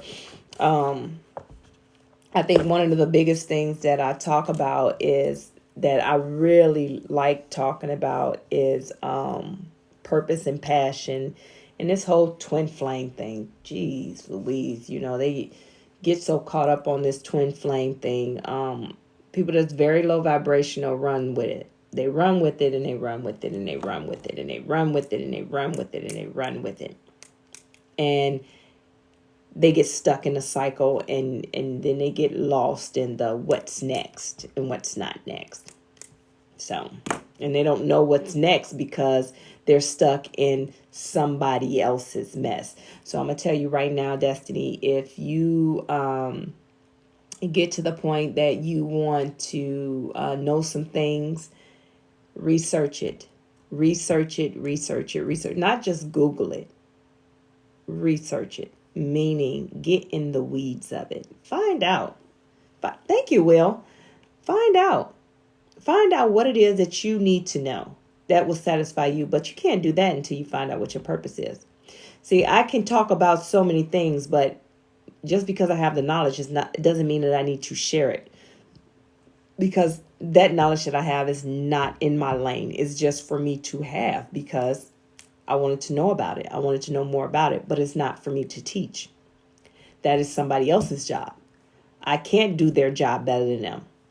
You know how some people say, I had that idea and they took it from me, and they doing good with it. They not. Well, it wasn't for you anyway. If they doing good with it, that was their purpose. Because you can't lose if you were destined to win. You were destined for greatness. You were destined to win. So how can you lose? How can your business not be successful if you were destined to win? How about you check and see if you operate in your purpose? You open up that business off your purpose or your passion. That's all it takes sometimes, just a small little tweak. Like, why am I doing this? A lot of people, give me a mission statement. I can give you a mission statement all day, but I have not gave you my purpose. It doesn't match. That mission statement for this business does not match my purpose. The goal of this business does not match my purpose. Your purpose is your Father's business, your kingdom business. That is your purpose. It ain't matching. It's not matching at all. Thank you for the likes. Not matching at all, sweetheart. What has to happen is you have to, I keep forgetting to communicate with y'all. Thank y'all for joining. Thank y'all for the likes. Thank y'all for the shares. Thank y'all for all the gifts. Thank y'all so much. I am so sorry. I just get to going. But if I open my business because I love personal training. It is so crazy how in love I was with personal training. I was in love with it. That was my job. That wasn't my purpose. My purpose was to teach you how to be the best version of yourself, to be your coach, to teach you, to guide you gently to be that. Now, if I just stuck with just my passion, which was personal training, I would never have gotten into my purpose, which is the overall being the Trinity that I created, a Trinity walk to self-love. Oh, if y'all haven't got your book, do I have a book here? I don't. If y'all haven't got your book, Trinity Walk to Self-Love, it is on Amazon, Walmart, and Barnes & Noble. Get your book. That is the beginning of helping you on your journey to self-love, to help you check. And then I will be producing with the 12-week healing workbook to continue to heal. And then the next book will be afterwards. After you go through the healing, then what? What does that look like? That is you operating your purpose then, right? So that's the 2 books I'm working on. But the Trinity Walk to Self-Love is out there already. But yeah. But if I would have just operated, just being a personal trainer, I would have never tapped into all of my gifts. The spiritual, mental, and the physical. To operate in my purpose. To be the teacher. To stand here and give you knowledge and to teach you. I wouldn't have been able to do that because I would have been so focused on something that I like. I like helping people. Okay, and just because I like helping people don't mean I'm supposed to help everybody. I don't help everybody. Nope, that is not my job to help everybody. I used to think that. Like, oh, God gonna be mad if I don't help these people. Well, let him be mad. God ain't gonna be mad at me for that. That was my job. What he gonna be mad about is, listen, girl, I keep pouring into your cup and I keep overfilling your cup, but yet you keep pouring out of your cup that I gave you. This is your inheritance. Why is you sharing it with them? They have their own inheritance. Do you think they're going to share their inheritance with you? No, because they're going to understand the mission. They're going to understand the mission of, oh, this is mine. Like, this is my man. This is all mine. Doesn't mean that you're selfish. That's your inheritance. Yeah. That is your inheritance. So God is going to make sure that he's going to let your cup overflow. So the overflow, you can help someone. Because now you're the storehouse. You're not going, have you noticed ain't nobody been going to no churches no more to be the storehouse? Because the church is like, listen, I ain't got no money for you. We just paid for the pastor's roll. We paid for the pastor's toupee. We just got the pastor and his girlfriend a hotel over here and his wife a hotel over there. Girl, we ain't got no money to be giving you to help you pay your bills and give you food to eat. What is you talking about? This modern day time. This ain't back in the daytime with Joseph and all them. No. Girl, bye. What you doing? What you want? The pastor need all this. And since I'm taking care of it for the pastor, I took a little bit for me because I need to go. I'm going to the boat. I'm going to the casino. Anybody got no money for that? That's why God is putting us in positions. As I said, the last will be first. Right? We will be the church. We will actually be the church like we're supposed to be. You are the church. I am the church. It is within us. The kingdom of God is within us. We are the storehouse. He's going to fill up our cups to his overflow so we can be the storehouse to help the people that he's going to send. He did not say, you got some extra, girl, go ahead and spoil and splurge on everybody else. He did not say that. No, he's going to let your cup overflow. And that's what you're going to share with people that he send your way. But he can't send them your way until you master the discernment. That's why he keeps sending trash your way so you can learn the lessons. You keep learning the lesson. People coming and you like, oh my God, you the demon. You the devil. You the devil. Okay. Now that you identify that's what the devil look like, because the devil fine now. The devil's so fine. I ain't going to lie to you. The devil's smart, cunning, got away with words, rich, ideas. Characteristics is like top tier. He has to be. Because in order to get and trick somebody like me, trick somebody like you, of course. But it's all a mask. That's all it is. And baby, when that mask slip off, whew, when he slipped them drawers up off you and that mask slip off and you like, oh my God, I done slept with the enemy. Or Oh my God, I went drinking with the enemy. Because that mask slip off and he put something in that drink, that mask slip off. Oh my. Then what? That's why he allows him to be sent. A lot of people think like, and when you really look at it, listen to this. I need you to understand this. It says that the devil goes sit at the table with God and he'd like take the hacks off of Job and all this, that, and the third, this, that, and the third. But yet everybody seems to think that the devil is he's not in heaven. That he's not in heaven. He is just stuck here. He was kicked out into hell. And this, so I say, do your research for yourself. He was all these things, but yet he is in heaven sitting at the table. Come on, let's think about that. What is heaven? What does heaven really mean? Do you understand? So it's so much more. I want you guys to research on your own. Find out what heaven really means. What do they mean by heaven on earth? Are we in heaven now? Do you understand? I'm not putting no ideas in your head. I want you to research it. It's pretty dope what you'll find. Don't get lost. It's a rabbit hole.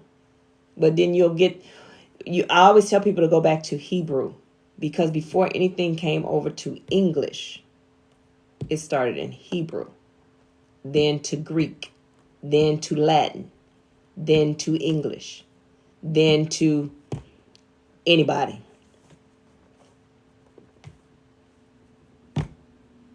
Anybody. The eye is of the beholder, but the secrets are within. Do you understand? The eye of the beholder is what reads the Bible, but the secrets are within.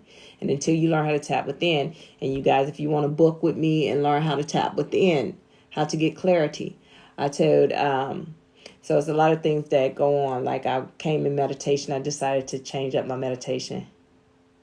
I need to create a study guide. I'm working on the workbook, but it's not anything to do with the free teaching I'm giving y'all now. But it's going to be, my teachings are going to be just like this, except it's going to be more in depth and it's going to be topic based so I can really speak on it. But I'm going to have that on YouTube, and it's going to be for anybody. You don't have to, I would like you guys to subscribe, but it's going to be there. Yep. But yeah, so it's just like, you just got to find, you have to go within. So like I said, I decided I always meditate. I teach meditation. I teach all those things. But this particular time, I decided to tap within. I'm like, you know what? I made some changes to the way I do things, like how I'm going to pray for now and how I'm going to speak to God, how I'm going to talk to him. And because if I go within, I don't have to worry about nobody knowing my business on my next step. I don't have to, right? And so this time when I'm meditating, I told the story, but this time I'm just meditating. I was just sitting there and I didn't have no background noise, music, nothing, guidance, nothing. It was just me going within. And it was so funny. When I decided to change the way that I communicate with God, guess what was in my chair? It's funny when people say, I seen the devil, I seen this, and this was here. Okay, when you come face to face with it, what do you do? What do you do? Thank you. When you come face to face with the devil, what do you do? A lot of y'all come face to face with him daily, but y'all expecting him to look evil. Y'all expecting him to act like a person that go around just, KILing people, Y'all expecting that. It's not. He's beautiful. He's fine. He look good. He smell good. He smell good. Awesome. Pleasant to be around. And you encounter them daily. So in this moment when I encounter them, right? So I'm sitting in my room and it's dark and, I'm on the floor and it's something in my chair. Now my eyes are closed. And I refused to open them because I already knew once I decided to change up how I speak to God, then therefore no ears can hear what I got going on. Can nothing come for me? I'm not setting myself up for failure anymore. Changing the game. So my chair, it's quiet. All I hear is somebody getting in and out of my chair, up and out of my chair. And see, I already knew that what was happening is I needed to break concentration. If he can get me to break concentration, then I will never tap within. See, it's something about when you decide to operate in your purpose and go within you. The kingdom of God is within you. We keep saying that. When you decide to go within, that's when the enemy shows up. But I knew nothing would be in my chair. I just knew that all this is a distraction. And my stomach, I need to eat. And it kept getting louder and louder. And I kept reassuring myself that this is where I am. I stayed present in what I'm doing. I did not allow myself to get outside the box. I stayed present in that moment. So fast forward, I kept staying present. I mean, my chair is just creaking up and down like somebody's getting up and out of my chair. And I'm okay, cool. So now I finally am done. And I opened my eyes. Same quietness. And I just sat there. For the next 10 minutes, I just sat there. There was no noise in my chair. Because the whole goal was to distract me so I can't do what I need to do. It was that loud, yeah. It was me. It's me. I didn't eat breakfast. I haven't eaten anything yet. Oh my. So yeah. So I'm sorry, you guys, if my stomach that loud. I probably need to go get something. Don't be putting me on the spot. But yeah, thank you for the roses. But yeah, so I knew that what he was doing. See, it's about when you change up, when the enemy can't find you. He can't find you anymore. When you change up, when God changed your name, when you start operating in your 4D as we talk about, when you start being who you're supposed to be, operating your purpose, like who I am now. I am Coach Nye. I am no longer Nye. I am no longer Naisha. I am no longer Isha. I am no longer, that's my homegirl. I am Coach Nye. That's the name he gave me. Because Coach Nye operates in her purpose. So you can't attach yourself to Coach Nye thinking that Naisha or Nye is about to show up, because she's not.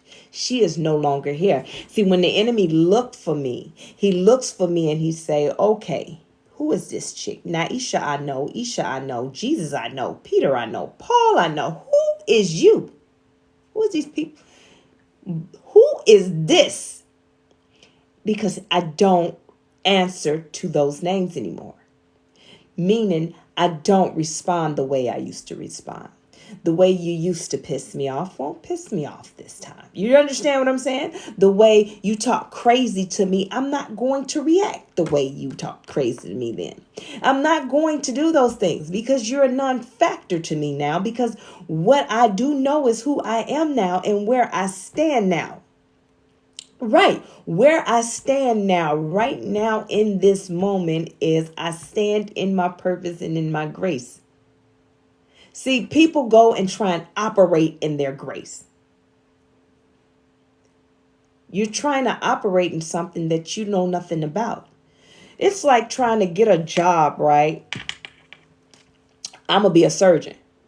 You ain't even went to school. Hell, you ain't even been a nurse. You ain't even been a receptionist at the doctor. You just go in the operating room. You're going to imitate what you see. You get that? I stand in my grace because it's on me. When I walk, it follows with me. I become that. I am that energy. I am that one that attracts. I am that one that pushes away. I am her. I'm that chick, right? So now you got people that run out here. I'm a spiritualist. I'm running out here. I'm about to operate in grace. Well, you're imitating, because a lot of people think grace is that vanilla bean smell, that shea butter, that when she walks, she's in all white and she's here. And she just flow the essence. That ain't her at all. No. Grace is me. Grace is you. Grace is me in a baseball cap. Grace is me in some jogging pants and a t-shirt. Grace is, do you understand? It's a being. It's you. It's a being. It's not a coat I put on and pull off. No. Yeah. So when you operate in your purpose, you are being. You are a being. I wanted to teach a class about the difference of human being, the spiritual being, which is being, right? Because when you're being, it's you. Look how they put a name on the being. The being is spiritual, but they put a name to separate it because that's what we do. It makes us feel comfortable as a collective, as a people here, right? It makes us feel comfortable knowing that, well, if you separate it, it makes me feel like I got a category to sit in. Because I'm not spiritual, I'm not religion. I just want to be, well, how about you be a human being? That's what I am. That means that I'm none of that and I'm all of what I want to be. But what if you're a being? You are that thing. You are a thing. You are that. Like God is, I am. I am that. I am the God. You the God of water. I am that. You can't be the God of water if I created the water. I am that. Being. I am that. I am grace because it's a being.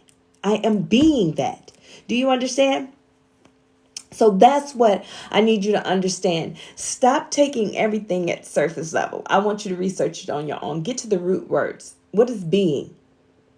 And then research when was human first created? The word human first created. And what did it derive from? Where did it come from? Do you understand? Everything takes you back to Hebrew. Hebrew, everything starts with numbers and letters. Numbers and letters. And if the enemy can get you focused, he like, all right. Some of these people waking up. So throw out some spiritual numbers and some angel numbers. Hurry up. Get it on Google. Throw out some angel numbers and spiritual numbers and all that stuff and say this is what it means and this, that, and other. Because if they ever find out what it means in Hebrew, and then you got some people like concord, I go with the concordance number and this, that, and other because it has the word Hebrew with it. But is that really what it's deriving from? See, people stop researching at a point because they just like, okay, this sounds good enough. This sounds like it's closer to God. So I'm going to stick with this. But research it a little bit more because what the enemy will do will make it sound closer to God. Will make it sound so close to God that you'll fall for anything. It's facts. This is true. So I want you guys, yes, your fashion. Yes, amen. But I want you guys to learn how to get this stuff and understand it for you. It's so important because you can't bring God glory if you don't know. Everybody think that they're giving God glory, giving God all the glory, and they're doing all these things. And the whole time you're upsetting God. You're upsetting him because you don't know what you're talking about. You have not did your research, young lady, young man. You haven't did your research. You have not came within to talk to me. You've been talking outside of you to me. That is not me. Do you understand? No. Come here. I can only give you the secrets in a secret place. So let's talk about the prayer closet. Where did that derive from? At some point, people felt like I'm going to go in the closet and I'm going to go and I'm going to pray. This is my secret place. Because at one point, they took something that was translated from Hebrew and converted it to English. And guess what? Pow! A secret place. A secret place. And then somewhere said, it's the prayer closet. It's to this. It's to that. And then had them thinking like, hey, build an altar. Do it there. And in your closet, you go there and this, that, and other. Well, you do what you want. But let's really look at that. The secret place is within you. It's in you. You are the secret place. Listen to my stomach. You are the secret place within you. Jesus wasn't just talking. He wasn't just pumping you up when he said the kingdom of God is within you. He wasn't doing that. No. He wasn't. He was not doing it at all. He was speaking facts. So that's where the Sophia of Jesus Christ came from. See, a lot of it is some scholars believe that Sophia came down was Jesus. Some people feel that way. Some scholars feel that way. To teach us the wisdom to tap in with ourselves. They even take it as far back as when there was Adam and Eve. And when Sophia, because she created that world, she created her own earth, right? She created a world which she was supposed to be. Now, listen to me very carefully. Don't come on here talking about I'm lost and I'm this. You should have got it earlier. But what I'm trying to say is this is how the Sophia came about. This is the text that was hidden. This is what was taken out. You do the research yourself. I'm just schooling you on what Sophia of Jesus is. So she was supposed to be God's counterpart. Pretty much like God's wife. Some scholars believe like Sophia was God. And they just replaced her with someone else. But anyway, check me out. Here we go. So some scholars believe that because she had the same powers as God. That's why in Genesis, he made them equal because his partner was equal. Had the same powers as God. And she was so enamored, so amazed by his powers that she created everything just the same, like a duplication of what he created, right? The problem was God was upset. And he was upset because you created this without me, without man. You created life without man. You did this on your own. So it looked as if she was trying to, as like they say the devil was jealous and wanted the powers too. But they said that's not what it meant. But anyway, the world that she created, Yabadoth and Demark. I just want to make sure I'm pronouncing it right. Yaldabaoth and Yaldabaoth. It's the same thing as the Demark. I just want to make sure I'm pronouncing his name right too. Give me 1 second. Which is also known as the half maker. And the reason why they call him the half maker and the Demark is because he wasn't completed whole. See, because she did it on her own, she created this being. And this thing, this God that felt like he was the real God, right? He's the God of the material world. He's the God. There's no other supreme God. There's nobody else. There's nothing. It's just him and just him. But when she created it, she seen the flaws in it. She had to send it away. She put her, behind the clouds with a thorn in it that nobody can get to it. This is how that's supposed to go about, right? And she put him there. But some scholars believe that that's the end of it, end all be all. But other scholars believe that that's where the whole Genesis 1:26 come from and the Genesis 2:21 comes from, meaning that there were people already created. And it was of those. But anyway, let's go back to the Adam and the Eve part. So y'all, I want to make sure I pronounce this right. Yaldabaoth.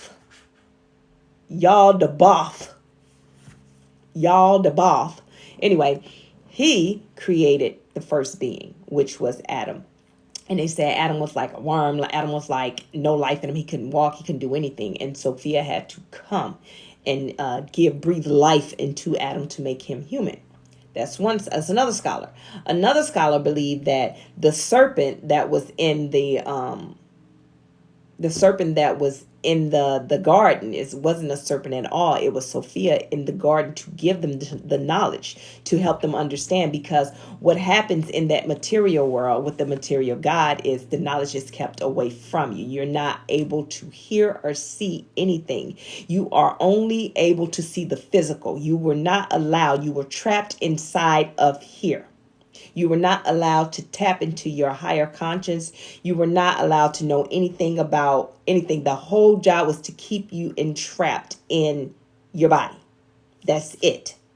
No elevation, no anything, no knowledge. And then the scholar believed that's why Sophia came to give them the knowledge, to teach them that, hey, you have to go within. So that's where all that came from, right? Now, like I said, you have to do your research on your own. So, gave Adam life and Adam became of. And he became knowledgeable. and the illusion was broken. So it was kind of like, I guess, like a hologram. Let's look at it like that. The hologram of, oh, everything is nice and pretty. All nice and pretty. And then once the knowledge came, it fell away. And the reality was, no. It will be great to live a perfect life, not knowing anything and staying this way. But in order to bridge the gap and get back to my Father, I have to go within, and I have to go through all these thorns and bristles and through hard labor and all these different things to get to where I need to be to. So therefore I can get to where and who and connected to the real God. That's why they call it the material God. And then you have the supreme God, which is our God that's within us. And that's why they say that Jesus came back. That was his purpose. Everybody think that Jesus came back. And this is what the scholars, and this is what Hebrew and all these different texts teach you, that, you know, he came back, and the Bible say he came back to bridge the gap for mankind so God can have a connection with them. But scholars believe that he came back to give us the knowledge, to teach us about going within, to teach us about the kingdom that's within us, to get us to tap into our higher conscious, to ascend. And the only way that we can ascend is to tap in. And that's why he would go on the mountains, right? So not so much even that he had a spiritual awakening, but yes, that's what he was teaching us, to do spiritual awakening. However, the other part to that was he was an ascended master. He was an ascended master, and everybody. And that's why I say you have to read and research things for yourself, because the enemy, what he'll do is all of a sudden out of nowhere, you start hearing all about the spirituality talk, about these ascended masters, these high priests, all these things, because he needs to cause confusion. So that's what an ascended master is. So that's exactly why when he came, he had to come in, right? And then the baptism was the, now he operates in his purpose. Now he's doing what he's supposed to be doing. He's in full operational mode. And that's why when they say, well, he will go up to the mountains. Okay, in the Bible, it talks about he going up to the mountains, and he's going to, talk with God. So let's break that down too, because the closest thing to certain things to get to English in the Hebrew, to get to English, it makes sense to say mountain. And if you look at it, he's like, okay, the mountain. But in reality, it was the higher conscious that he went to. It wasn't that he was going up on a mountain and praying and this, that, and the third. He was going in his higher conscious, speaking with his God. So that's another thing. That's why I say you have to read it for yourself. And I'm not changing the Bible. That is not what I'm doing at all. That is not my job. That's not what I'm saying. What I'm saying is I just researched some things and, and understanding what some root words are, and understand, okay, it's been translated to English, but that's not what it means. That's not what it means at all. So the secrets are within the Bible. So if you go within, it'll break it down. Go back to Hebrew, it'll tell you it's a higher conscious. It's here. Yeah. So God is real. God is real. Jesus is real. It did happen. It's just that in what order did it happen? It's not for everyone to know. Because everyone is just not chosen to know. Everybody's not know. But listen, if you have awakened, if God has gotten you, then guess what? You will understand. It's just going to come to you. You're going to be like, how did I know that? You're just going to get knowledge. It is not your job to be running around here telling people like, oh, you can't do that. And it's not nobody else's job to be running around talking about, you don't know what you're talking about. Girl, shut up. You shut up. You shut up. Because I can't tell you what God talked to you and told you. I can't. I can't tell you that my God didn't say that. Your God may not be my God. And then at the same time, you talking about I've been in church every Sunday. Everybody know me. I'm pastor such and such. I'm evangelist this and I'm apostle this and I'm apostle that. And it doesn't mean nothing, because you got those titles don't mean that you ain't serving the wrong God. And hey, I'm just saying. At the end of the day, in every religion, there are different gods. Every religion, there's different gods, but in every religion, there's the same devil. You see how the confusion comes? But yet everybody's so busy of, my God, my God, my God. Do your job. Don't worry about what I got going on. Don't worry about what she got going on. Let me tell you something. I don't know if y'all know, but it's a guy. His name is Unk 88, Unk something. I don't know. The boy, if you look at him, you'll be like, oh, Lord, he demonic. He walk around with this skull cup, and he's sitting. He do these interviews, and he telling folks about Sophia, and he's talking about all these things, and everybody laughing and everybody joking. Let me explain to you. Wasn't funny to me at all. Wasn't funny to me at all, because what he was speaking was truth. The problem is when you're talking to a bunch of idiots, it's going to always be funny. But what he's speaking is truth. And that's how they did Jesus. They laughed at him when he tried to get them to tap in. They laughed at him. They joked about him. They did all these things. Thank you for the gift. Thank you for the dolphin. They laughed at Jesus. When he was up on that cross, they still mocked him. If you say who you is, get us all down there. Jesus like, listen, I got you. You going with me because you don't even know what you did. You can't. I'm not going to let my God keep you accounted for because you about to die today, right? You going out today. You don't have time to repent. I didn't get a chance to teach you about your spiritual gifts. So I'm going to go ahead and give you favor. I'm going to give you favor. Favor ain't fair. Because the ones that's on the ground laughing and joking and poking and doing all that stuff and doing all these different things. See, you're going to wish you had the favor that these people that actually went out and did wrong. They went out taking people's lives and doing crazy stuff. See, this is what favor look like. I'm going to give them grace. I'm going to give them favor because they not know what they did, even though they knew what they did. But since y'all so stuck on the 3D and living in this low vibration, see what I'm about to teach them, because if I ever had got a chance to speak to them, they would have tapped in and they would have been able to be saved. But since I didn't, I'm about to give them favor, something that you wish you could have had, because there's no repentance that you can do. These men that did wrong are going to a place that you'll never see because you're stuck here. And I came here. So it's not that Jesus, when he was teaching them and he was throwing stuff like that guy, that guy, he was crying tears. And he was like, it's not funny. It's not funny. Stop laughing at me, fam. Stop laughing at me. All this stuff, stop laughing at me. He was getting mad the same way with Jesus. He was so frustrated and hurt because, listen, all this stuff that y'all going through, it's right here. It's in your belly. It's in your belly. He already know what the end goal gonna be for you if you don't tap in. He's so mad that you representing and you praying to something that is not even of you. No, it's in you.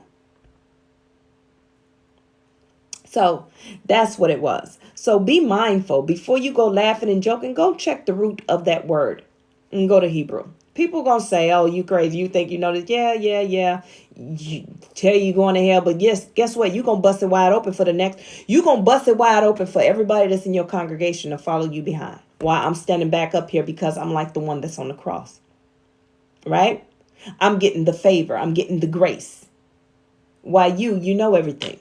You know everything because y'all been doing it this long. Your pastor said you need to do it. Your grandma. My grandma was the mother of the church. So what? That don't mean she was a good mother. Just because she wore fancy hats. So what? Just because your daddy was the pastor. So what? But did you tell everybody how you got half sisters running around here? Don't talk to me. Man your business, right? Man your business. So you guys get to know the things for yourself. That's a lot of likes, you guys. I got 30K likes. That's really nice. Thank you so much. But I'm about to get up off of here so I can go eat. Because I was supposed to be doing some studying. That's what we was going to do together. Y'all watch me work, but that's weird. That's real weird. Super weird. So, as always, you guys, if y'all need some life coaching or y'all want some more teaching, reach out to me. I love this. I love this. I love teaching. I would love to do... Oh, thank you, Destiny. The thing with my lives is because I'm back to my regular 9 to 5. I'm slowly creeping, to get to this point that this become my only job. Trust me, I'm working on it. But so I don't have a set time when I come on. You're welcome. But I would love to do like a Teams meeting or a Zoom call, and we get a couple of people on and we're able to talk about things and discuss some things that you're interested in learning. So yeah, you guys reach out to me. Let me know what's up. Like I said, if you haven't got your book, it is Trinity Walk to Self-Love. Yeah, DM me. DM me. Yeah, DM me. And like I said, the first session of your life coaching is totally free. It is free. Consultation is free. So get your book, Trinity Walk to Self-Love. Trinity Walk to Self-Love. Look on my bio. It's on there too. And purchase your copy. It's on Walmart, Barnes & Noble, and Amazon website. And I want to do a book club, but far as online, I don't have enough people online. I got personal, we link up and do it. But I would like to get a group of maybe a small group of between 3 and 6. And we go over each chapter of the book and we learn some things together. So that'll be a good little study session. I'm in Mississippi, but I ain't from Mississippi though, so I can't say it right. Okay. Where at? Well, I don't know why I wanted to say Killeen. Where you at? Arlington. Okay. Okay, Florida. What part of Florida?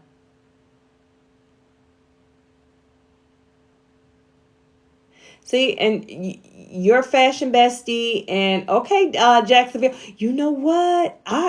I'm trying to come there and do a conference. I am really trying to. I have a friend there. I'm trying to coordinate. He just gets on my nerves. All right, Kimberly. But I'm trying to coordinate to come there to do a conference, a ladies' conference, small group, and we just discuss things of healing or whatever. Even if it's a big group, it doesn't matter. I just want to make sure that I can help others. I'm really trying to get there, but I'm not having the best connection, and I need a manager. I need an assistant. So right now, God is working all those pieces for me right now. I'm trying to build a community here in Mississippi, Memphis, Mississippi area, and build a community here to do some teaching, women's conference and things like that. So if I ever get out there, Destiny, I know I do. But like I said, even Destiny and Kimberly, if you guys want to link up and do a Zoom call or whatever, or start a class, a weekly class, we can do that too. Y'all just DM me and then I can send out the invites. And only thing I ask, if y'all can get the book, because then I can do a whole nother teaching off of that book too. Yeah, get the book. But yeah, if you guys want to do that, just let me know. Inbox me, and then I can pull us together. Because I love to train the trainer. So if I train you, then you can go out and train somebody else. So as always, as I say, if no one told you today, I love you and I am so proud of you. Oh, thank you so much. I'm so proud of you guys. I want you guys to keep up the good work.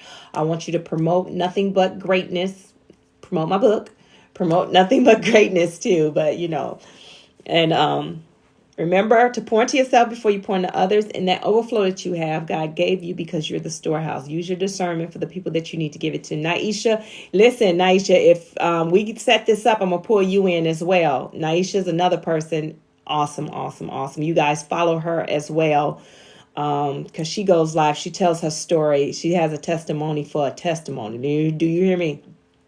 And I love promoting everybody. So I'm going to be following you two ladies back too. I love you and I'm so proud of you guys. Okay, Coach Nye out.